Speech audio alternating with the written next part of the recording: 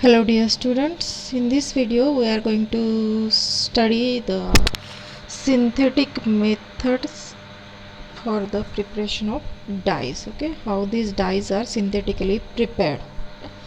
So dye क्या होता है ये हमने पहले के वीडियो में देख चुके हैं, और उसके उनके जो कुछ कंपाउंड होते हैं उनके कलर्स क्यों होते हैं, कुछ के क्यों नहीं होते, ये इसके रिलेटेड थेरीज हमने देखी हैं। ठीक है, तो अभी हम देखते हैं कुछ ऐसे डाइस वो कैसे प्रिपेयर किए जाते हैं और उनके यूजेस क्या है।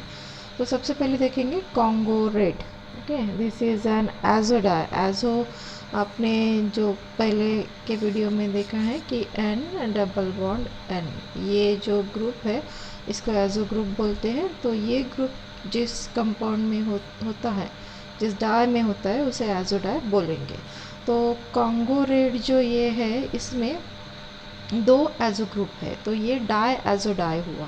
ठीक है, तो ये कैसे बनता है, ये कपलिंग रिएक्शन से बनता है। कपलिंग रिएक्शन करने के लिए यहाँ पर 2 मोल्स लगते हैं नैप्था आयोनिक एसिड के। ठीक है, नैप्था आयोनिक एसिड के 2 मोल्स लगेंगे और ये एजोटाइज्ड बेंजीडीन ये लगता है। ठीक है, तो ये 2 मोल्स और ये 1 मोल, तो ये कपलिंग रिएक्शन है। ये यहाँ पर Cl है और ये जो नैप्था आयोनिक एसिड है इसके प्राइमरी अमाइन ग्रुप की जो ऑर्थो पोजीशन उस पर का H, ऐसे करके यहाँ से HCl निकलेगा।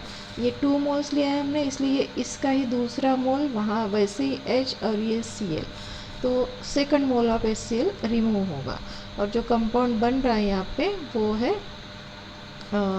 ये that is the Congo red. ठीक है, अब ये कॉन्गो रेड जो है ये अभी जैसे बनता है तो तब वो रेड कलर का नहीं होता है, वो होता है ब्लू कलर का। ठीक है, फिर उसकी रिएक्शन की जाती है सोडियम क्लोराइड के साथ में, तो फिर वो उसका सॉल्ट बनाता है और वो होता है रेड कलर का। ठीक है, इसलिए उसे कहा जाता है कॉन्गो रेड। ये जो कॉटन है या फिर जूट जैसे प्लांट से जो मिलते हैं ऐसे कपड़ों को कलर करने के लिए यूज़ किया जाता है। ठीक है, तो ये है कॉन्गो रेड। अब ये सबसे पहले बनाया गया हुआ डाई है, that is the first synthetic die. अब ये कॉटन को डायरेक्टली डाई करता है। कुछ कंपाउंड्स ऐसे होते हैं या फिर कुछ डाइज ऐसे होते हैं जो डायरेक्टली डाई नहीं कर पाते, उनके कुछ मॉडर्न बनाना पड़ता है तभी वो डाई कर पाते हैं। तो मॉडर्न क्या होता है बाद में बताऊंगी आपको, जब वो आएगा कोई डाई जिसका मॉडर्न यूज़ किया जाता है तब उसी वीडियो में आपको बताऊंगी। सो ये जो है कॉन्गो रेड जो बना, ठीक है, ये सोडियम क्लोराइड के साथ में जब रिएक्ट करेंगे तो इस टाइप का कंपाउंड बनेगा। ठीक है, और जब HCl के साथ में रिएक्ट करेंगे वो जो डाई सोडियम सॉल्ट बना उसका, तो वो इस तरीके का कंपाउंड बनेगा। बस बॉन्डिंग में चेंज है। क्या हो रहा है यहाँ पर, ये जो SO3H था ये शिफ्ट हो रहा है यहाँ पर नाइट्रोजन के पास में, लोन पेयर शेयर करेगा, वो हाइड्रोजन वहाँ पे रिप्लेस हो जाएगा और SO3 पर नेगेटिव चार्ज आ जाएगा।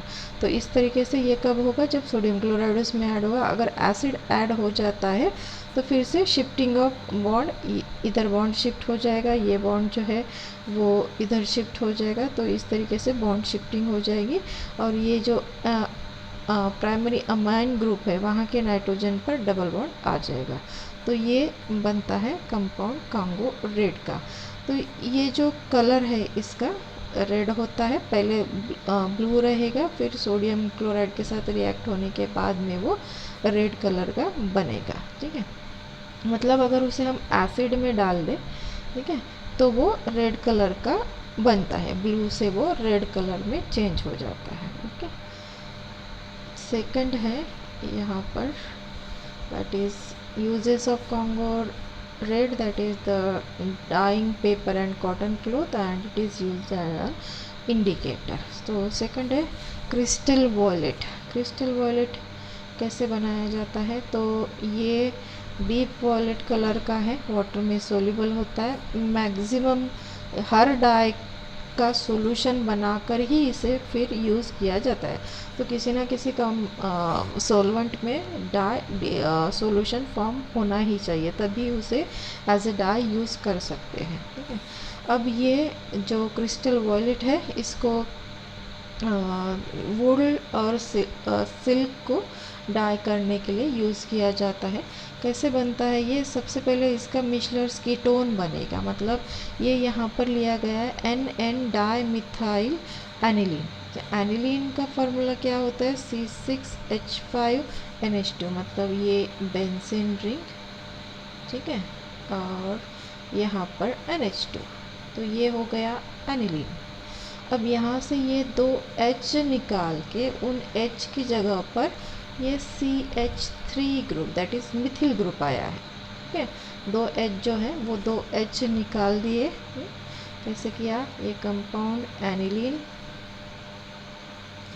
यहाँ पर N जो दो H था तो एक CH3 ऐसे और दूसरा CH3 इस तरीके से, तो क्या बना फिर ये NN, मतलब N पर, नाइट्रोजन पर दो CH3 ग्रुप, इसलिए दो बार N लिखना पड़ता है उसका आईयूपैक नॉमेनक्लेचर अमाइंस का इस तरीके से होता है।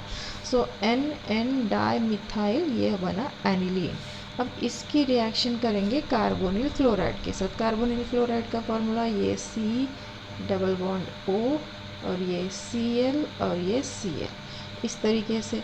अब क्या हो जाएगा? ये जो Cl है, ठीक है, और एनिलीन का जो NMe2 ग्रुप जहाँ पे अटैच्ड है बेंजीन रिंग को, उसकी पैरा पोजीशन वाला H, ऐसे HCl वहाँ से रिमूव हो जाएगा, ठीक है। तो ये HCl रिमूव हो जाएगा, तो ये हमको लगते हैं NN डाईमिथाइल 2 मोल्स और कार्बोनिल क्लोराइड लगेगा 1 मोल, ओके। तो इस तरीके से ये मिशलर्स कीटोन बनता है। C double bond O group है इसमें, इसलिए इसको कीटोन कहा जाएगा, ओके। तो ये मिशलर्स कीटोन का फिर से डाईमिथिल एनिलीन के साथ में रिएक्शन, फिर से कार्बोनिल क्लोराइड के प्रेजेंस में, तो ये कंपाउंड बना यहाँ पर, जो इसके पहले के वीडियो में हमने देखा था ना, ट्राइफिनिल मीथेन जो सेंटर रहेगा, ये उस टाइप का है, ठीक है। तो क्या हुआ यहाँ पर? ये कार्बन, ये डबल बॉन्ड O जो है, ठीक है, वो, और यहाँ के ये इस बेंजीन रिंग के दो हाइड्रोजन, इस तरीके से H2O निकला वहाँ से, ठीक है। तो ये O निकला, ओके। तो ये, और जो H निकला यहाँ से, तो वो HCl में कन्वर्ट हुआ, और जो O निकला वो यहाँ से CO2 में कन्वर्ट हो गया, ठीक है। तो इस तरीके से जो कंपाउंड बना, दैट इज़ द, ये फाइनली जो कंपाउंड बनता है ये है हमारा crystal violet, okay, deep violet colour का ये होता है। ये अब यहाँ पर देखिए ये वर्ड आया मॉर्डन, तो ये डायरेक्टली वूल और सिल्क को डाई करेगा, लेकिन कॉटन पे ये इफ़ेक्टिव नहीं होता। डायरेक्ट अगर उसे अप्लाई करेंगे तो पहले उसका मॉर्डन बनाना पड़ता है। मॉर्डन बनाने के लिए इसी कंपाउंड को, ये जो कंपाउंड यहाँ पर बना फाइनली, इस कंपाउंड का एल्यूमिनियम या फिर क्रोमियम सॉल्ट बनाया जाएगा। और ये जो सॉल्ट्स होते हैं एल्यूमिनियम या फिर क्रोमियम सॉल्ट्स, उनको बोलते हैं मॉर्डेंट्स। ये डाइस के एल्यूमिनियम या फिर क्रोमियम सॉल्ट्स वो होते हैं मॉर्डेंट्स, ठीक है। तो वो जो फाइबर होता है, मतलब जो फैब्रिक रहेगा, कॉटन का फैब्रिक रहेगा, उसके साथ वो एल्यूमिनियम या फिर क्रोमियम डायरेक्टली बॉन्डिंग करता है, और इस तरीके से ये डाई और वो फैब्रिक, इनके बीच में ये जो है एल्यूमिनियम या फिर क्रोमियम है, वो ब्रिज का काम करते हैं, उनको जोड़े रखने का काम करते हैं, तभी वो कॉटन कलर हो पाता है, ठीक है।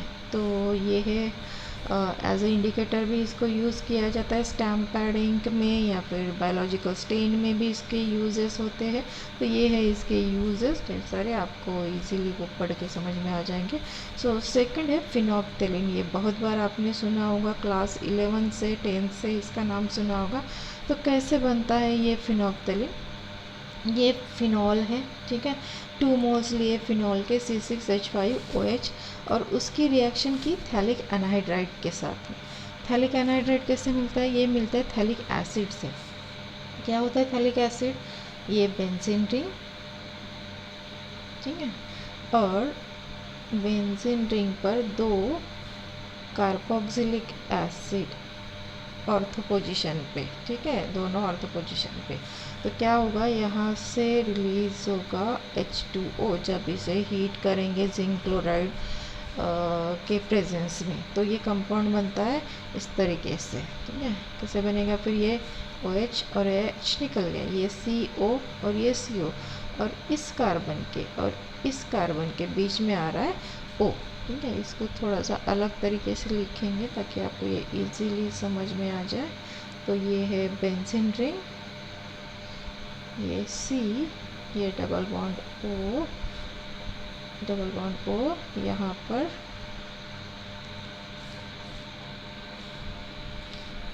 पर है ये OH, ठीक है। और दूसरा ये C डबल बॉन्ड O और ये OH। अब ये H2O रिमूव हुआ यहाँ पर से, ठीक है। H2O रिमूव हुआ तो ये जो बॉन्ड है ये डायरेक्टली इसके साथ में हो गया, तो ये बना थैलिक एनहाइड्राइड। इस थैलिक एनहाइड्राइड की रिएक्शन करेंगे 2 मोल्स ऑफ फिनॉल के साथ में in presence of concentrated H2SO4, ठीक है। तो क्या रिएक्शन बनेगी, ये जो ऑक्सीजन और ये पैरा पोजीशन के हाइड्रोजन्स 2 फिनॉल के, वो रिलीज होंगे in the form of H2O, ठीक है। और ये कंपाउंड इस तरीके से फॉर्म हो जाएगा। तो ये जो है ये है फिनोप्थिलीन, ये होता है कलरलेस, ठीक है। तो ये कलरलेस है। अब ये कलर कब देता है, आपने देखा होगा जैसे ही आप टाइट्रेशन करते हैं एसिड में फिनोप्थिलीन इंडिकेटर डालते हैं, ठीक है। आपके कोनिकल फ्लास्क में एसिड होता है, उसमें आप फिनोप्थिलीन इंडिकेटर डालते हैं तो कोई कलर नहीं आता, ठीक है। तो फिनोप्थिलीन जो है अगर उसमें एसिड डालेंगे तो उसमें कोई भी कलर नहीं रहेगा, कलरलेस रहेगा। जैसे ही आप ब्यूरेट से ड्रॉप वाइज NaOH ऐड करना शुरू कर देते हो तो जैसे अल्कलाइन वो बनने लगता है सॉल्यूशन, तो आपको वहाँ पर पिंक कलर या फिर अगर बहुत ज़्यादा क्वांटिटी आप डाल दोगे अल्कली की तो वो डीप रेड कलर का आपको दिखता है, ठीक है। तो इसे एसिड बेस इंडिकेटर की तरह यूज़ किया जाता है, ये है इसका यूज़, और इस तरीके से ये बनता है। एलिज़रीन डाई, ये क्या होता है, इसको बनाने के 2 तरीके हैं। ये एक तो सीधे जो एक आपने नाम सुना होगा शायद, मंजिस्टा नाम का एक प्लांट है जिसे ये मैडर प्लांट भी कहा जाता है। तो इसके जो रूट्स है, रेड कलर के रूट्स होते हैं, उससे एक्सट्रैक्ट किया जाता है एलिज़रीन। तो ये जो एलिज़रीन है एकदम उसका अगर ये किस तरीके से मिलेंगे, ये र्यूबरेथरिक एसिड एंजाइम के प्रेजेंस में या फिर एसिडिक कंडीशन में उसका हाइड्रोलिसिस करेंगे, ठीक है, एसिड हाइड्रोलिसिस। तो वो डिसोसिएट होके ग्लूकोज में और एल्जरीन में कन्वर्ट हो जाएगा। तो ये जो एल्जरीन है ये होता है रेड कलर का, ठीक है। तो ये रेड कलर देता है फैब्रिक को। अब इसको सिंथेटिकली अगर हमको कम्प्लीटली सिंथेटिकली प्रिपेयर करना है तो किस तरीके से प्रिपेयर करेंगे, ये एंथ्राकिनोन से प्रिपेयर होता है। तो ये एंथ्राकिनोन भी सिंथेटिकली प्रिपेयर किया जाता है थैलिक एनहाइड्राइड से। अभी देखा हमने थैलिक एनहाइड्राइड, उसकी रिएक्शन की जाती है बेंजीन के साथ, ठीक है, in presence of aluminium chloride. फिर वो बनता है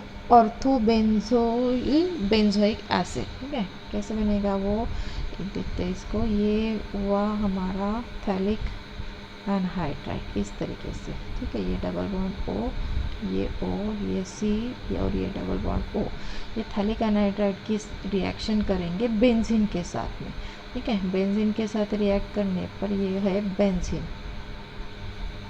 ओके। तो बेंजीन के साथ रिएक्ट करने पर ये पहले तो ये यहाँ से जो बॉन्ड है वो ब्रेक हो जाएगा, ठीक है। AlCl3 के प्रेजेंस में ये रिएक्शन होती है एल्यूमिनियम क्लोराइड के, और यहाँ पर बन जाएगा COOH, ओके। तो ये यहाँ पर आ जाएगा, ये इस तरीके से बनेगा, ये COOH ग्रुप यहाँ पर आ जाएगा और इसके साथ ये बॉन्ड फॉर्म करेगा, ठीक है। तो ये बना ऑर्थोबेंजोइल बेंजोइक एसिड। अब इसकी रिएक्शन फिर से एसिड के साथ, सल्फ्यूरिक एसिड है उसके साथ में इसको हीट किया जाता है। सल्फ्यूरिक एसिड के साथ अगर आपको इसको हीट करेंगे तो यहाँ से H और ये OH इस तरीके से वाटर वहाँ से रिलीज़ हो जाएगा। तो ये वाटर रिलीज़ हो जाएगा तो फिर क्या कंपाउंड बनेगा, ये यहाँ पर इस तरीके से बॉन्ड फॉर्म करेगा इसके साथ में, तो ये बना एंथ्राक्विनोन। ओके, तो ये एंथ्राक्विनोन यूज़ किया जाता है ये यहाँ पर डाई बनाने के लिए। तो कौन सा डाई, एलिसरीन डाई। तो एंथ्राक्विनोन लिया, फिर उसको फ्यूज़ किया, मतलब ही फ्यूमिंग H2SO पर बहुत 140 डिग्री सेल्सियस पर H2SO4 के साथ में उसको हीट किया। ठीक है, हीट करने पर यहाँ पर ये सल्फोनिक एसिड ग्रुप जो है वो आ जाता है। तो ये 2 एंथ्राक्विनोन सल्फोनिक एसिड इसका नाम हुआ। ठीक है, 2 एंथ्राक्विनोन ये फर्स्ट पोजीशन और ये सेकंड पोजीशन। ठीक है, तो 2 एंथ्राक्विनोन सल्फोनिक एसिड ये ग्रुप हुआ, ये जो कंपाउंड बना उसका नाम हुआ। अब इसकी रिएक्शन की जाती है NaOH के साथ में, पोटेशियम क्लोराइड के साथ में, उसे हीट किया जाता है। फ्यूज़ मतलब हीटिंग किया जाएगा। हीट करने के बाद इसका यहाँ पर हमें एलिसरीन डाई मिलता है। ये यहाँ पर पहले तो सोडियम सॉल्ट बना NaOH के साथ रिएक्ट करके, फिर उसकी रिएक्शन NaOH और पोटेशियम क्लोराइड के साथ करने पर यहाँ पर 2 OH ग्रुप हमको मिलते हैं और ये फार्मूला हुआ एलिसरीन का। तो ये एक मॉडर्न डाई है। अभी पता है आपको मॉडर्न क्या होता है। इसे प्रिंटिंग इंक्स में यूज़ किया जाता है। ठीक है, और इस कंपाउंड को जो है वो क्या बोलते हैं उसको, एंथ्रारोबिन ये एक कंपाउंड है, उसके लिए भी यूज़ किया जाता है। ठीक है, तो ये है एलिसरीन। नेक्स्ट देखते हैं,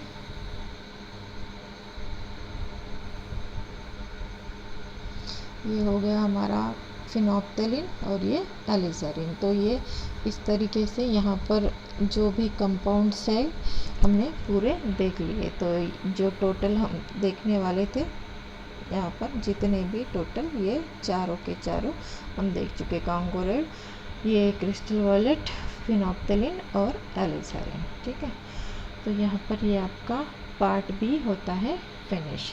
थर्ड पार्ट में हम देखेंगे जो अलग अलग तरीके के केमिकल्स जो है यूज़ किए जाते हैं। जैसे आपने 10th या 12th में भी पढ़ा होगा, ड्रग्स कौन से होते हैं वो, तो सिंथेटिकली ड्रग्स कैसे प्रिपेयर किए जाते हैं वो देखेंगे नेक्स्ट वीडियो में।